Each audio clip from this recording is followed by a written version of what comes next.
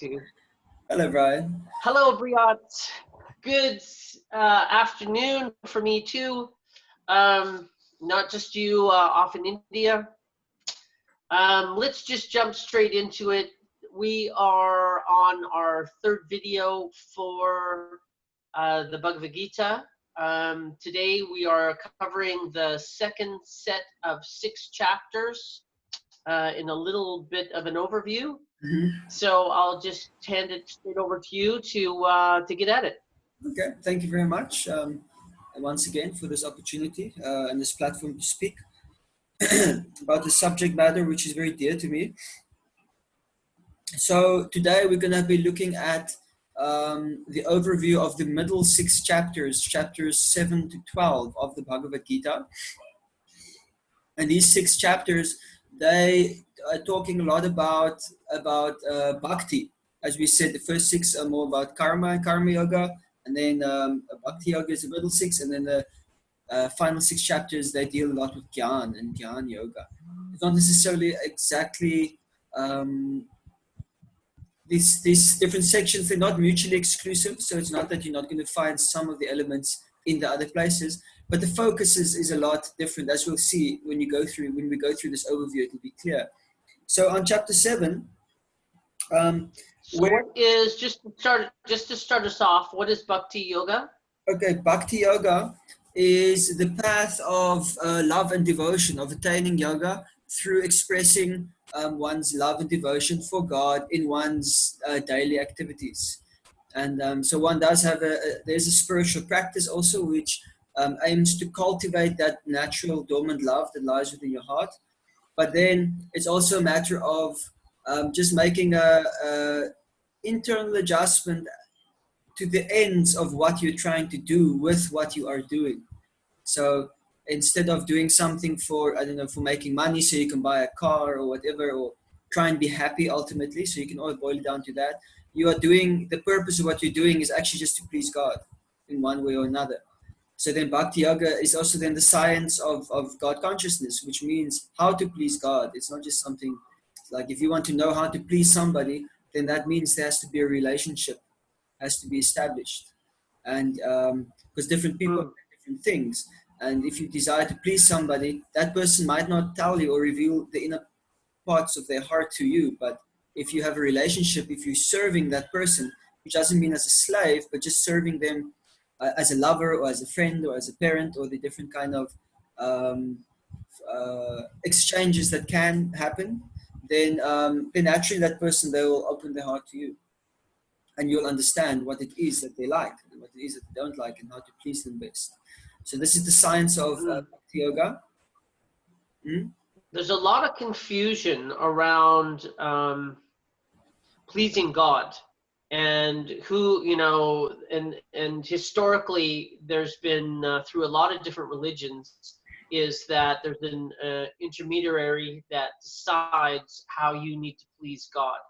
So so being able to really emphasize what that is, and that my understanding of it is that you just become more of who you truly are. Yeah. So it's really not, there's seeming sacrifices of giving up desires and the way we want things to be convenient. But the more that you actually delve into what it is that pleasing God is, the more aligned you get with yourself, and that God isn't asking you to be different than you are, Exactly. or different than you were created.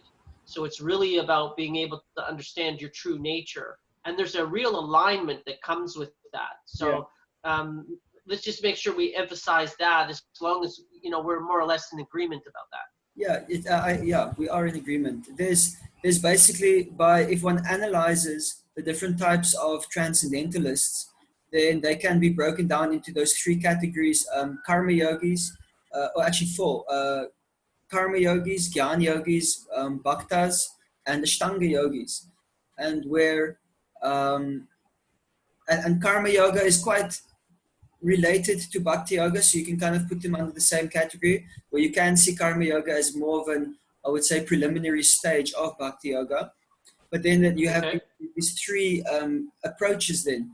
And Bhakti Yoga, this is distinguished from the other two, because from Jnana Yoga and from Ashtanga Yoga, you are required to actually give up your nature. Even though it's a false nature, you're required to give it up. You're required to stop all your sensory and external activity. Whereas with the Gyan path, you do that by studying the Vedic literatures, by performing activities which strengthen your intelligence. So that's why you're vegetarian, you're celibate, you're living in the forest, and all these things enhance your mental fortitude and your intellectual sharpness, so that you can apply it in distinguishing yourself from everything you're not. So it's quite an austere path. And with the Stanga yogis, they do the same, but they do it internally. Whereas the Jnana yogis, they're looking external world. And then the mystics or the Ashtanga yogis, they also, by the process of controlling the breath, they control the mind and the senses, they withdraw it from the external world. So, and then they cut out the external world completely, and then they go into the internal environment.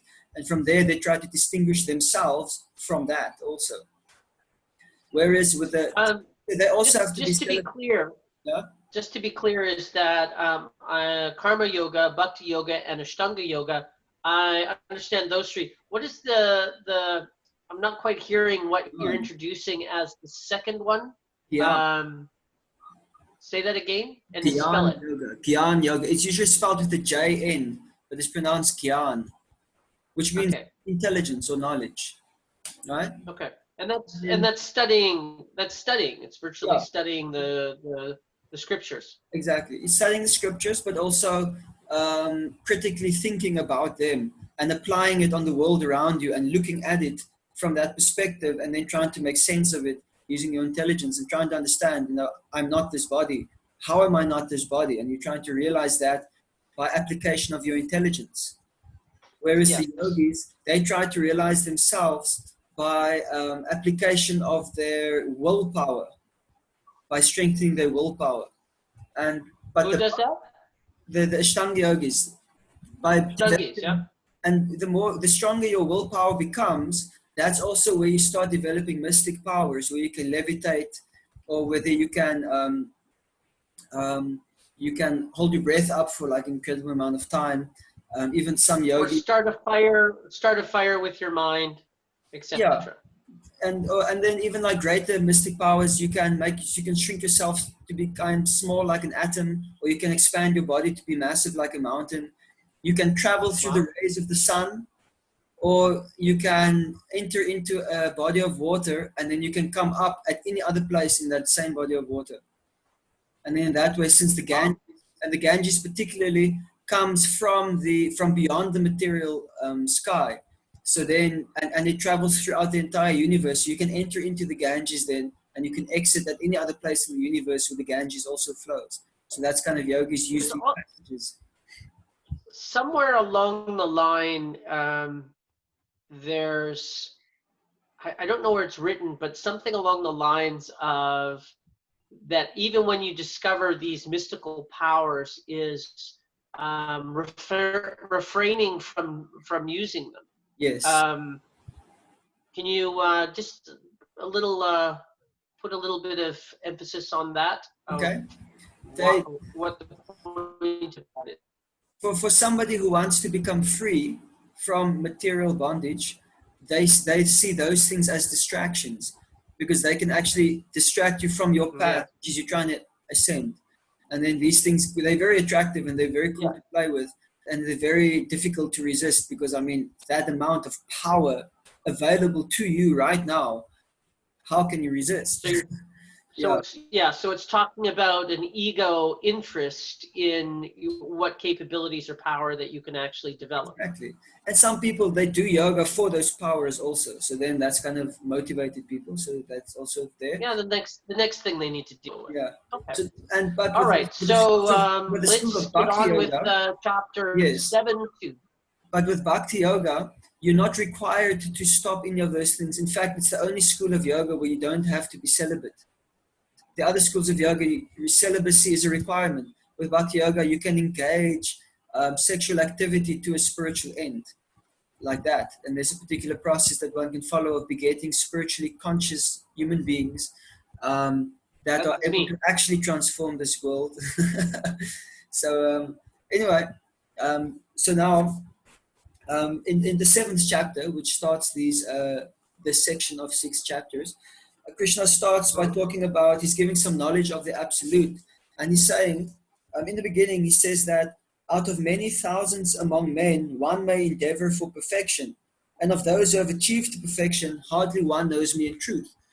So basically, Krishna, who is the absolute truth, who has come in a form that people can perceive, he's now describing himself. And in this chapter, and the chapters following this, he's giving a lot of information of how one can see God in everything in creation. And I'll just give some examples. They're really nice. Um, but before that, he also shows how everything rests upon God. Everything rests upon the Supreme Spirit. And he gives the example, as pearls are strung on a thread, that one is not able to see the thread. The pearls seem to be dangling in space by themselves. And that's what you see. And they're very beautiful and attractive.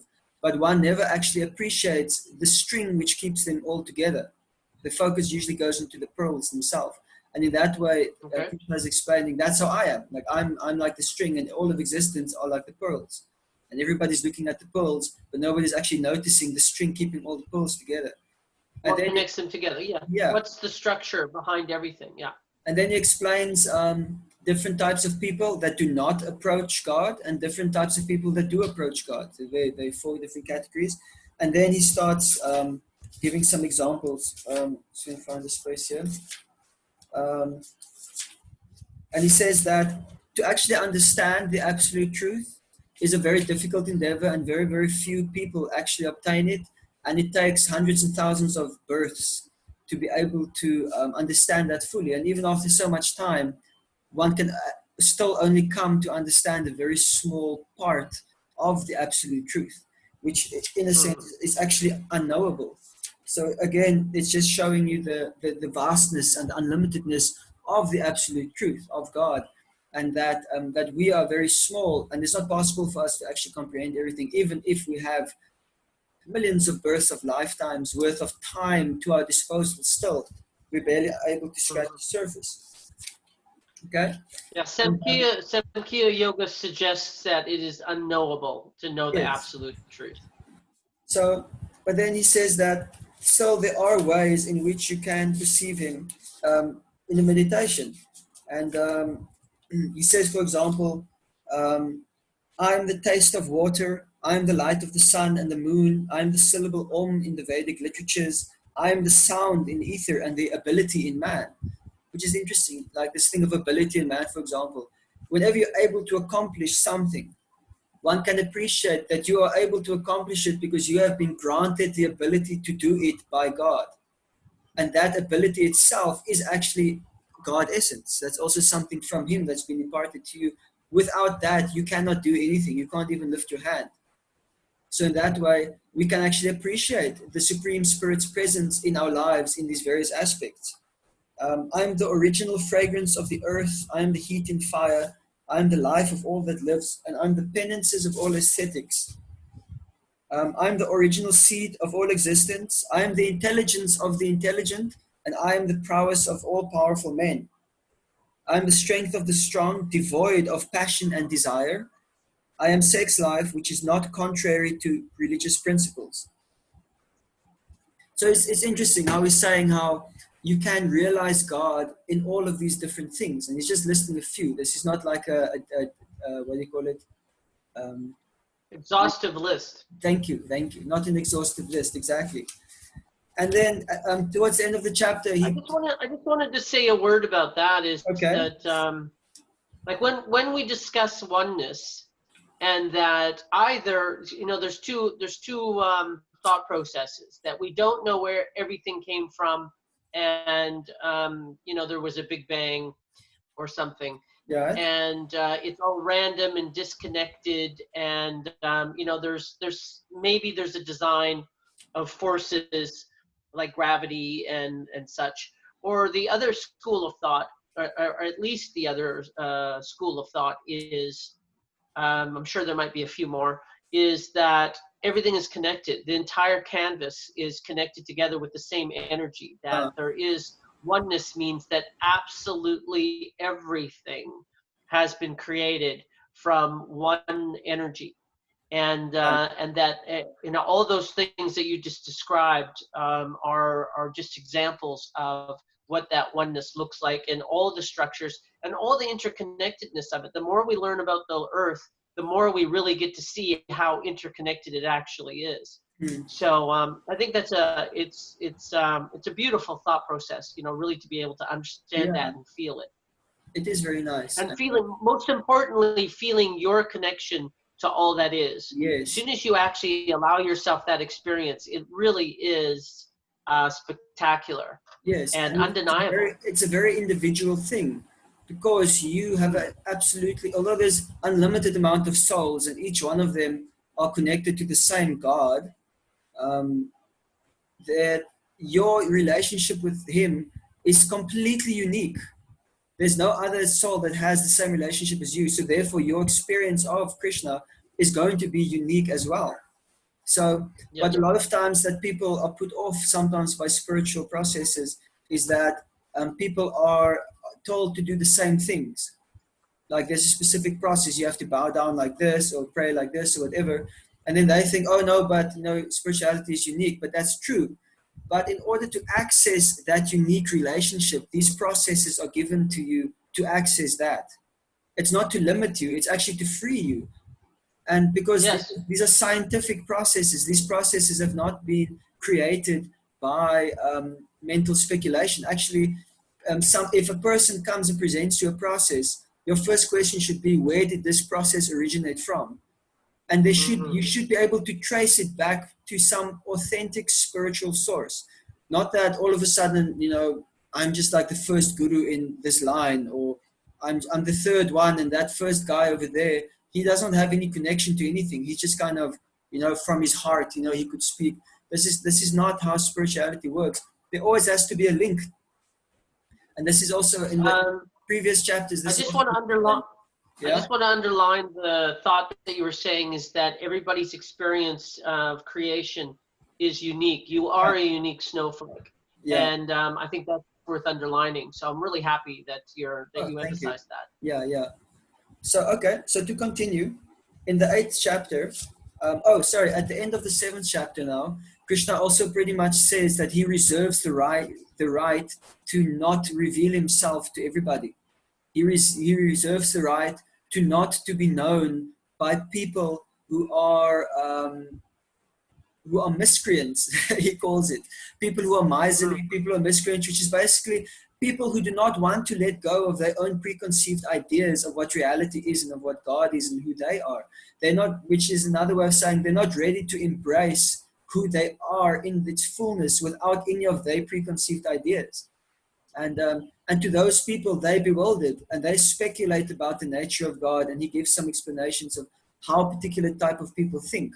Like Krishna says, some people think that actually I was impersonal first, and I've only now assumed this form which is talking to you, Arjuna, now, and that but these are people whose intelligence are bewildered.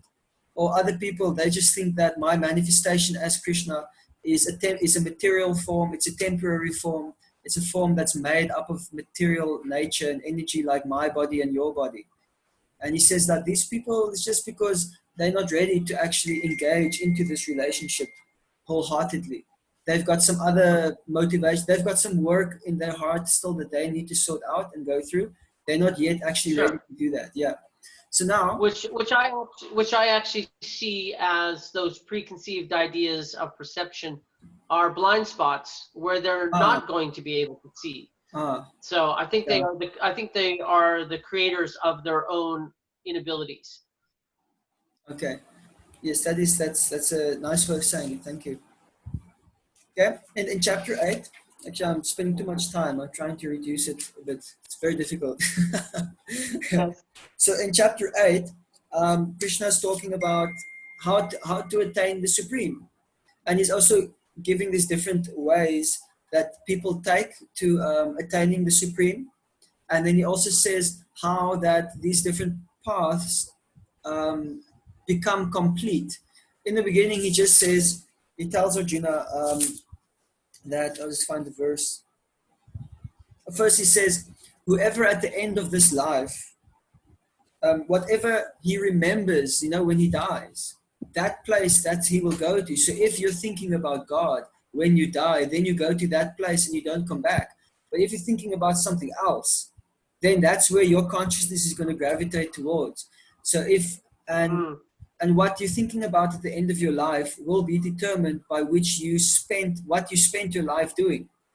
If you spent your life running after women or men, then that's what you're going to think of when you're dying. You're not going to be thinking of God. You can't expect, if you just do half an hour little prayers or something the day, and for the rest of the day you're just kind of pursuing whatever your mind dictates to you, then at the end of life you're going to think of God. You can't expect that, because he's not going to be so high up on your list of priorities, So yes. So okay, it kind of points to the Tibetan Book of the Dead, talking about preparing for death, that it's important to be able to prepare for death, and being able to know if you want what you're connected to, and what consciousness you leave with matters. Right. So same idea. Yes. So human life on this planet particularly is all about learning how to die, so that you die in the right way, so you can actually go to a place where you can just be in bliss like all the time, and you don't have to come back to a realm where you have to experience birth and death repeatedly. So in that sense, I think that's the perfection of human life, is to learn how to die with detachment from the material world and absorption in the supreme spiritual reality. So in the 8th chapter, he describes the Ashtanga Yoga process. Just a footnote is that my intention is to die and my next reincarnation will be in a world of service. That people are serving the whole. Yeah. That's wonderful. That's beautiful. Yeah, well, that's where I'm going, because I'm tired of this one. They say in the Vaishnav literatures, which I've read a lot. I've read about individuals who, when they reach that pure state of consciousness where they're completely detached and they're simply acting on behalf of God, and they don't really have a desire of their own besides wanting to serve God, and His creation, then their thoughts are not even, I want to become liberated anymore. Even that desire for moksha, they get purified from that, because that's also actually a material desire, because it's something you want. You want moksha because you want to be freed from all these inconveniences here. But these people on that state, they even then think, well, I don't care where I go. I could even go to like the most hellish condition ever. As long as I get to render service, transcendental service, then I'm happy. Wow. So that's their prayer. My prayer is that I don't forget you, my Lord, and that whatever situation I'm put under, I will never forget you and your devotional service. Therefore, and other than that, I don't really care where I go. And this is really, really, really pure kind of prayer. I think I'm going to look to find out what I do when I die. It's going to be interesting. Just a footnote about that is that, like, for our Western thinking, is in Carlos Castaneda, they talk about everybody knows and sees and understands that birth is a miracle, the entrance into life, but the exit of life is also a miracle, and that most Westerners don't see that. Yeah, that exactly, because Western thought is more based on this life is all you've got. YOLO. You only live once. This is Western thought. So therefore, you got to squeeze out as much nectar as you can from the stone. The stone has some water in it, and I'm going to squeeze it out as much as I can. That's Western mentality. It's exactly. And death is something undesirable because it interrupts your ability to enjoy. So therefore, let's try and kill death. That's what Western science is actually trying to achieve. Okay, so now in the 9th chapter, it's called the chapter "The Most Confidential Knowledge," and Krishna starts off at the 2nd verse. He says, "Raja Vidyam, Raja Guyam, Pavitram Mitam Uttamam, Pratyaksha Vakamam Dharmyam, Susukam Kartam Avyayam," which means that this knowledge, which I'm about to tell you, it's the king of all knowledge, and it's the most secret of all secrets. And it's a perfection of religion because it gives direct perception of the self by realization. And it is joyfully performed and it is everlasting. So here this word he uses is pratyaksha, which means you actually experience yourself. You get to have your own experience which validates this knowledge also. And the knowledge it gives can also be applied to validate that knowledge. Like um, it's basically you have a jar of honey, and the only way to understand what it tastes like is to stick your finger inside and to taste it. But by no amount of mental speculation will you be able to understand what that honey tastes like. You lick the outside of the jar and it won't give you anything. So the same way with spirituality and this knowledge Krishna is giving, one has to follow it, and then you can see for yourself the nature of that knowledge, and which I like a lot. Yes, I like that a lot. So he's explaining this in the 9th chapter, and he's explaining how the forces of God, like before he was talking about these different areas where you can experience him in fire and water, but he is also explaining how he's also controlling everything, that his very consciousness of God is present in every single thing that happens, and that there's actually no chance that happens, and that whatever everybody does is actually having an exchange with God. That like we're talking to each other, but actually I'm having an interaction with God in some way or other. But my consciousness might not be aware of that. So you are a soul in your body, and you're talking to me, and you also have an experiencing with God, who's also in my body. But in Bhagavad Gita, there's also a distinction is made between the soul and God, which both of them are present in the body. And the difference is that God knows what's in your body and my body. I only know what's in my body, and you only know what's in your body. But the idea is that all our interactions, we're actually always facing God. You cannot turn your back from God. It's not possible, because He is everywhere and everything. And the Maya is thinking that you can turn your back against Him and that you're actually looking away from Him. That's actually Maya, illusion. The Course in Miracles line that talks about that is, God is always shining on you. It's up to you to let Him shine through you. Oh, wow. That's really nice. And yeah, and that's exactly what the purified souls do also. They just, they call it a transparent via medium, where they're just like a lens, and the light shines through that, and the lens just focuses it. But in a conditioned state, that lens is dusty, and that light can't shine through. It can't shine through properly, so others can't perceive it. But if you're a purified soul, other people can really feel that God presence coming through you, because you're not trying to take anything for yourself. You just, everything that comes towards you, you just understand people are giving it to God, so I'm not going to take nothing for myself. And everything that comes through you, you understand is actually the abilities. It's just God, and He's connecting to the people, including myself. So it's a very beautiful. Well, I'm going to see where you are with your own ego experience right now, because once again, I'm going to compliment you, and the point of it isn't a compliment, it's just my truth, is that you, my experiences of you as really being able to see your kindness. And, I've always just seen kindness in how you act. And, the time when you go camping with people, you can learn a lot about them. So, and that you were seamless in how you never took anything for yourself. It was just a really delightful experience to be around you. So there, put that in your funk and wagnall. Thanks, I appreciate that. That's good encouragement for me. I'll try to live up to that. Good. Okay, so there's so the rest of the 9th chapter, Krishna he's explaining how, like he says, people, they're worshipping different celestial beings. They call them demigods for some kind of purpose, which is usually a purpose for receiving something they can enjoy. But Krishna says, actually, these are just my different representatives, and they're actually worshipping me, but they're not doing it in the proper way. They're worshipping me, but they don't know they're worshipping me. Krishna is speaking. Are you talking? You're not talking about the demigods. You're talking about the people that are worshiping the demigods Yes, for yes, something that they want. yes.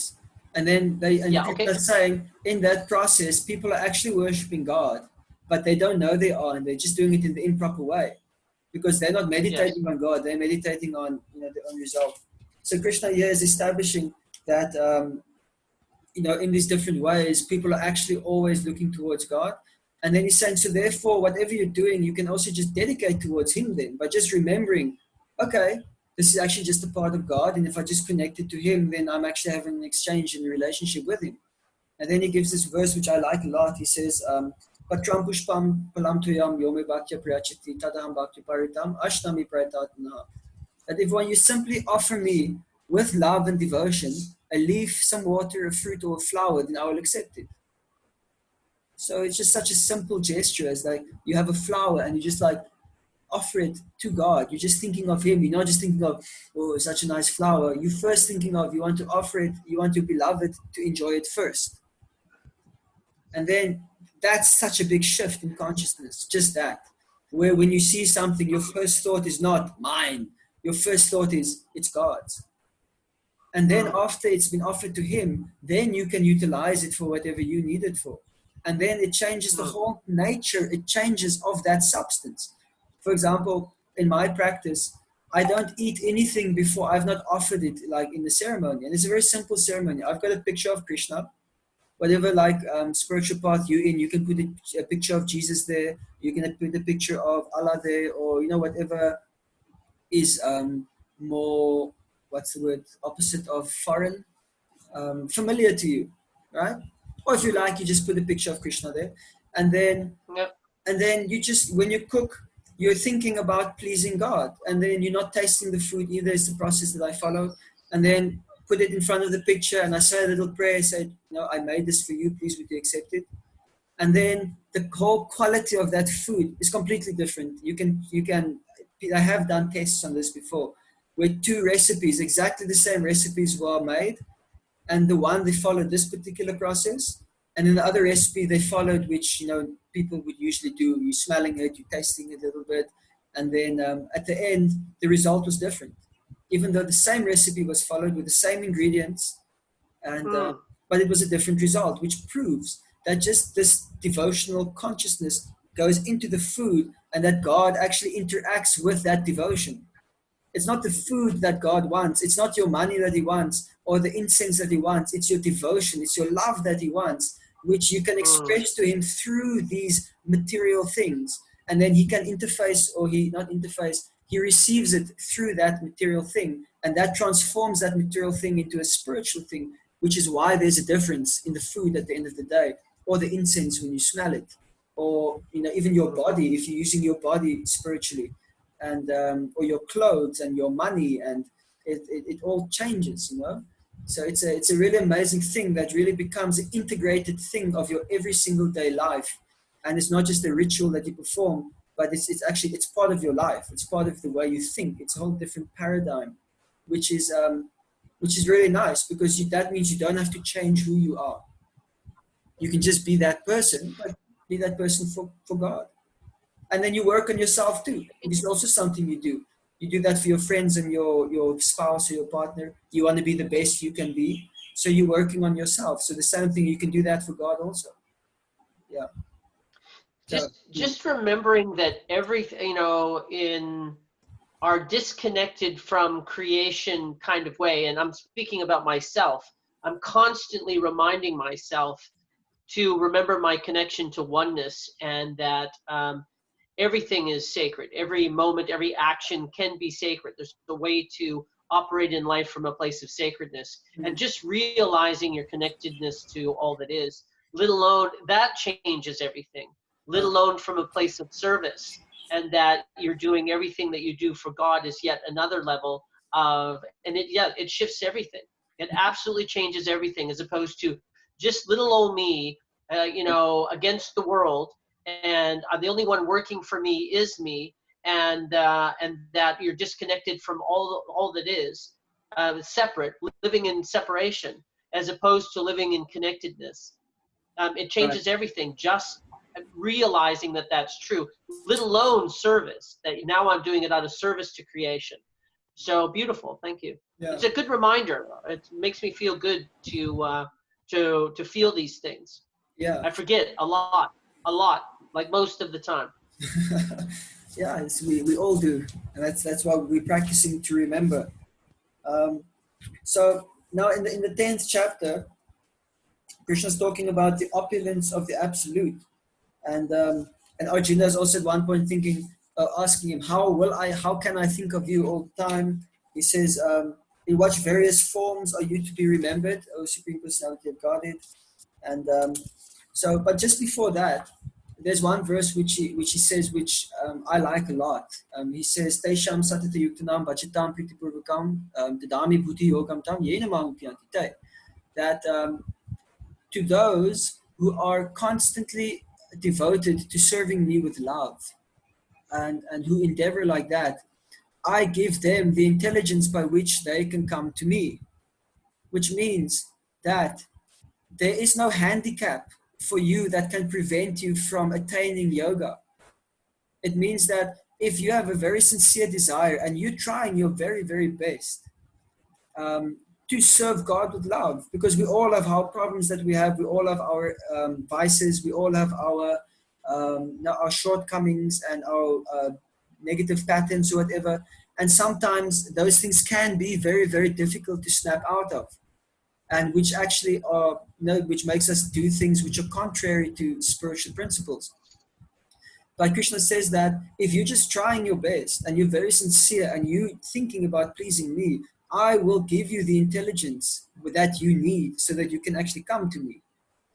And I like this a lot because this really adds to my human experience a lot, is that God is not this this bureaucrat, sitting on the top of the cloud somewhere, and if you do 1, 2, 3, then you will get him, and if you don't do that, then you don't get him.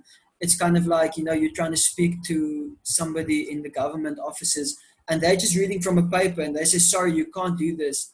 You have to, let's say you have to file this paper, and you try to tell them, but I can't file this paper because your system won't allow me to even obtain the paper because this, and this.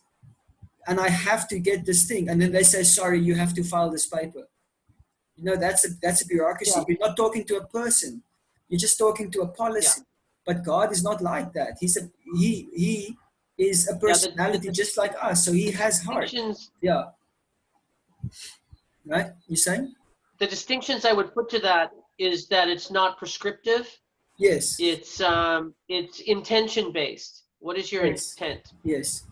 And that's also what we see. A lot of the modern day religions, they've disconnected from that aspect a lot, is that and added into this fear kind of based faith. They've added into to get more followers. Make people afraid of hell or a negative afterlife, but if you surrender to God, then you'll be saved from that. So you should come to God, and then it works for many people.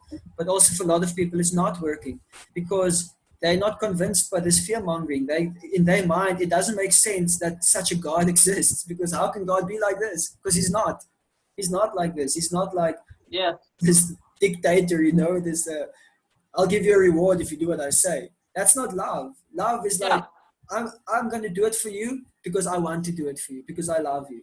Not because I want anything from you.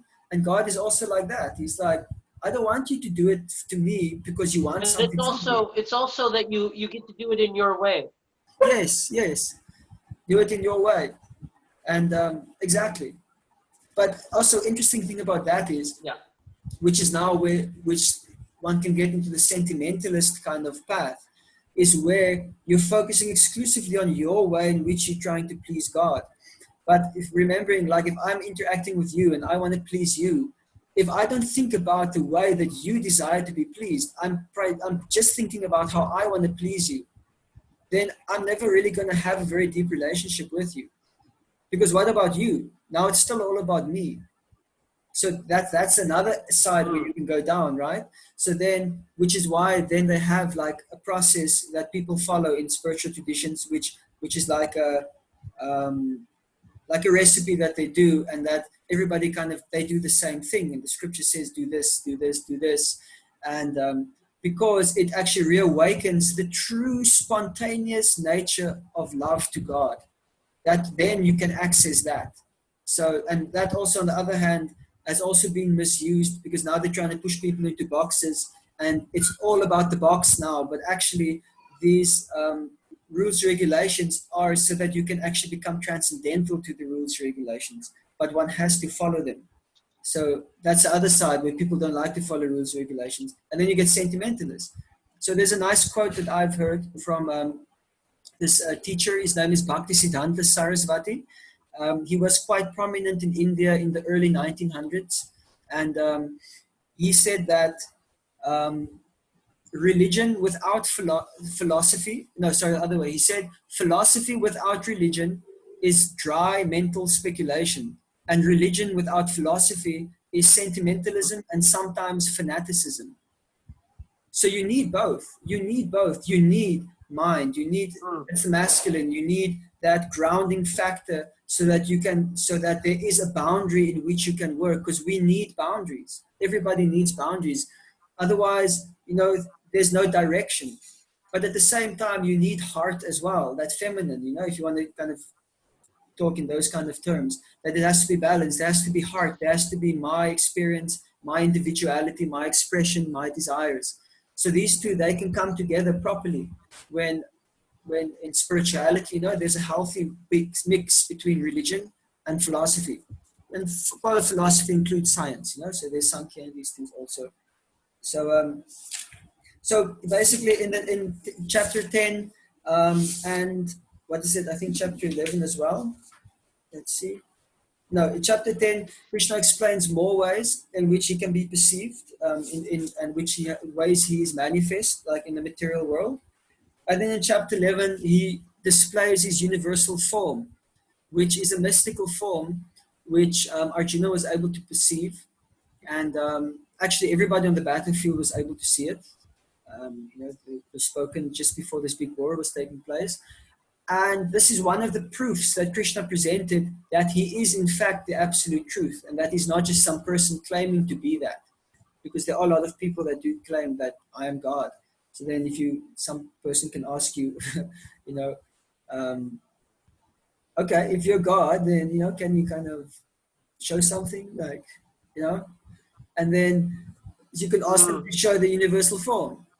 Like my spiritual teacher, he once said in a bit of a humorous way, he was just illustrating this point of how people very easily like to profess that they are God. And he said that one day he was in New York and he met God.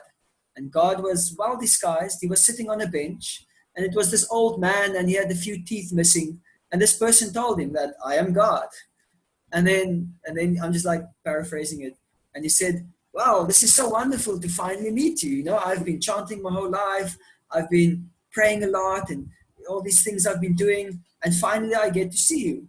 But, I have a little bit of doubt in my mind. So could you please do something, just to dispel this doubt? And the person says, yeah, what do you want? This is an actual interaction, what happened, by the way. And then he said, well, perhaps you could make those trees over there grow a bit taller, because it's a little bit hot and the sun is kind of shining on us. And then this man said, what makes you think God can do that? And then he said, well, isn't God all powerful?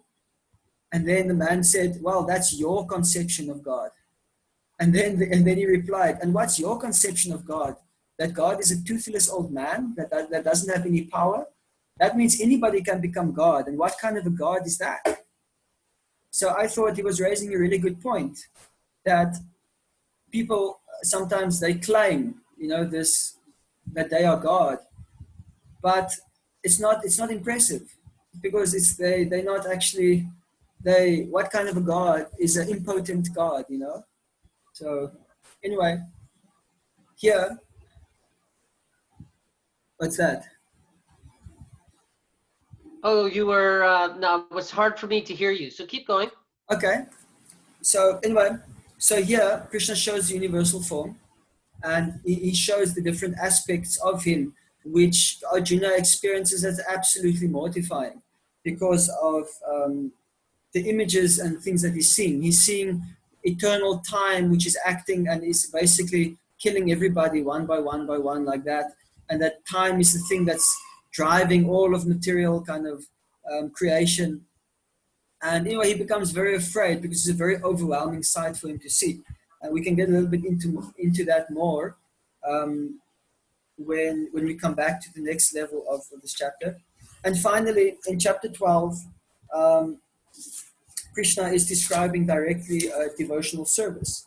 And he's saying that just devote your energy to me, give up the results of your activities, think of me, work for me, and that, like he says here, just fix your mind. Oh, sorry, before I go into that, what I like about this section is he's saying, do this.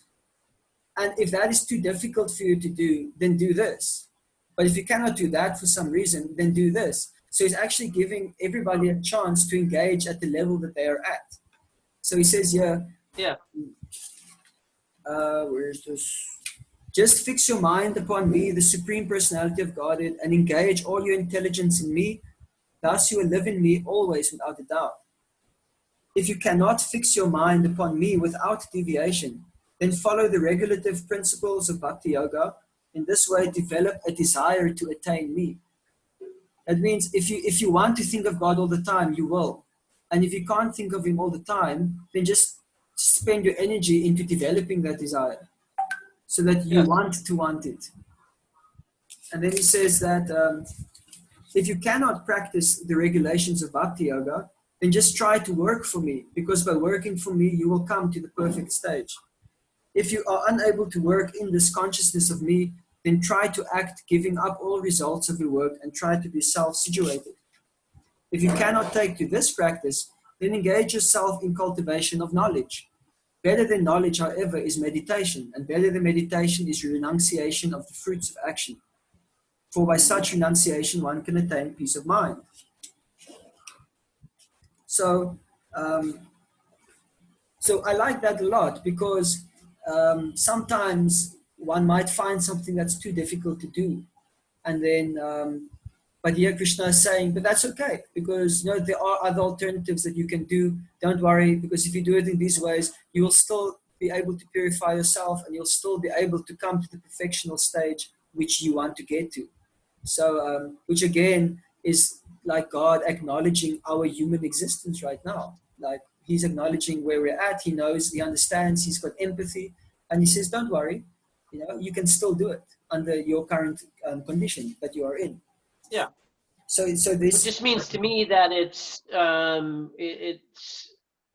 a system that can actually work. Because if it doesn't have modifications for where people are, then it's not going to work. Right. At certain levels for certain people. So exactly. And so it has to be all inclusive. This is one thing which I really appreciated from the Bhagavad Gita, is that I knew that spirituality has to be all inclusive. Nobody must be left out. Because if somebody's left out, how that can be spiritual? Because everybody's a spiritual being. Even if you're the most envious, kind of degraded, like demonic person ever, they still have to be included in your paradigm somehow or other. So I like that about the Bhagavad Gita. It's all inclusiveness, where it embraces everybody, even people who don't believe in God, even people who are envious of people who believe in God. Even they, one can show love to in a particular way and appreciate as one can appreciate God's splendor in them also in many, many different ways. So in this chapter, it's kind of showing the universality of devotional service and its universal application, and that it's something that's accessible for everybody. At any moment, anybody can apply it. It's simply a matter of wanting to do it. Yeah. So I'll end. I'll end with that. With these, that's the last, the middle 6 chapters, and this is chapter 12 that we finished now. Yeah. Okay, so I just wanted to make one point and then ask a few questions. What's our time? We're at 49 minutes. Yeah. Wow. Wow. Yeah. How does that happen? Okay, so I'll be quick. just one point about the 1, 2, 3s, like that you were emphasizing how much the system, the discipline of coming to God isn't a prescriptive 1, 2, 3 of this is what you need to do. And can you imagine, it's like any healthy relationship. Can you Mm. imagine if somebody told you how to have a relationship with your partner or your mate or your wife, and it was a 1, 2, or 3 prescriptive thing? Yeah. It's not going to work. No. And realizing that that relationship is an exchange. Mm. So it's not just your devotion to creation, it's also the relationship, the exchange back and forth is what a relationship is. Yeah. um, okay, and then the questions that I have for you is, can we talk about you for a second? Okay. When you left the temple and moved a couple 100 kilometers away, and we're in regular everyday life. What was that like for you? Like, what was your experience of integration and really losing your community? I assume. So how was that for you? What did you learn, and how did that go for you? Um, on one level, first I'll say it was a very difficult period in the sense of reinventing myself, because I had to now find out who am I going to be now in terms of in this world, who am I going to be. So I kind of had to test a few things out and see what I liked and see what worked, but also see what is compatible with my spiritual path. So that was the most important thing for me, is that whatever I'm doing has to be compatible with that, that I'm not willing to compromise on those principles. And so when moving out, it was really difficult. But I think for some reason or other, maybe it was some kind of mercy I got. I was a little bit ignorant of the difficulty that I was actually facing until much later, when I was actually able to deal with it really well. But at the time, it was like um, I was pretty much running on mercy all the time, because it was like a big gamble. It was like a massive gamble, because I did not go into the system with a job and things like that. I basically somehow I had a little bit of money. A friend had given me a scooter as a gift, and so a 150cc scooter, and I drove to it from Cape Town to Caledon to test it, and it worked. And my idea was, I was going to move to the garden route, like nice non-Plettenberg Bay, and and and what happened was that without asking it, then my I don't know, I shouldn't not get too much details, but certain resources came to me without me really asking for it, which really helped me, and I couldn't have done without them.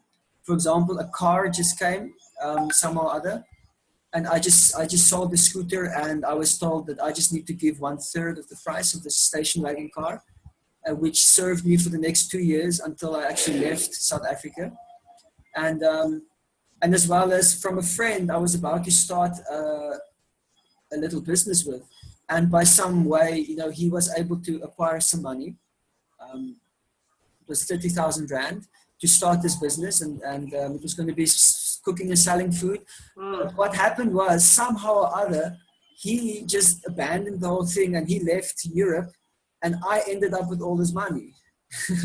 He gave it to me with the intention of paying it back, but with no conditions on as to when I should pay it back. And yeah, and which was amazing, because I would not have made it without that. And that I was able to actually establish myself for the next 2 years, to maintain myself, and then to just also reinvent myself. And I was able to make ends meet with this by selling food at festivals and at markets, and I was able to pay my rent. And anyway, my experience of that was, I can't believe that this is actually working. How is it that all of these things have come? And even the people that I've met, were also key in me finding the places where I was staying and all kinds of things like that.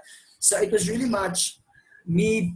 I was very foolish in many ways, but there was always this divine guidance. I felt like I was like this child, and he's just running around. He's not paying attention. And every now and then you just feel this push on the shoulder, and you don't realize that actually you just missed the very sharp and hard corner of this table that was going to hit you in the face. But you're just going on running, and the parent is there, and then just before you slip on this puddle and smack on your face, there's just like the parent just wipes the puddle dry. So it was very much like that for me. So in that way, I was able to experience God in my life quite intimately, how he was there helping me, supporting me. And at some point also, he making me more serious in my path as well. Because I became a little bit more relaxed, like in actually following the spiritual routine. Because the temple environment really nurtures that and encourages that. And now I was on my own, and I had to do that on my own strength, and also think about these other things. So there was a year or a bit more, which I was a bit relaxed in that. But then when I came back into it, I was like more serious than before, deeper realizations. And I was actually able to appreciate, bhakti yoga with much less of my own precepts, and actually appreciating the spiritual nature of what it actually is, and which was quite amazing. And basically where I am now, I can't believe I'm now where I am, and I think it's a really epic story, which maybe one day I'll write about it. But I think it's quite phenomenal. For me, it's really amazing how God loves me so much that he did all of that for me. I knew that was going to be a good story about you leaving. There's a lot more. There's a lot more to that. Yeah. Maybe we'll when we get the regular podcast off the ground, I think that's going to be one of the stories that we delve into if you're so interested. Yeah. I have a few more questions for you, but in being able to keep this video as short as possible, I will ask those questions tomorrow, or maybe intersperse them through the videos. Okay, sounds good to me. All right. Are we finished? Are you happy with your chapter 12? Yeah, I'm happy with that. It's a difficult task giving overviews of the Bhagavad Gita, but I hope that the listeners got some value from that, and that if it's inspired you in the least bit, I'll consider it successful. Yes. Beautiful. Right. So thank you very much. Thank you very much once again, Bhagavad. Love and light, my friends. Haribol. Till next time. Hopefully see you soon.